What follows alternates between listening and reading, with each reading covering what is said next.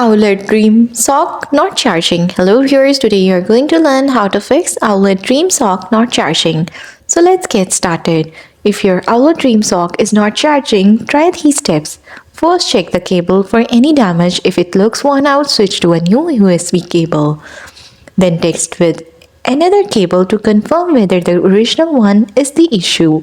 Inspect the base station to make sure it's powered on and the port is clean. Reset the sensor by removing it for a minute, then placing it back in the base station. After that, watch the light indicators. Pulsing white means charging, solid white means fully charged. Then use the application to check battery status and confirm it's charging properly. Clean contacts on both the sensor and charger with a dry cloth. Try a different power outlet if there is still no response. And that's how you will be able to fix Owlet Dream Sock not charging issue.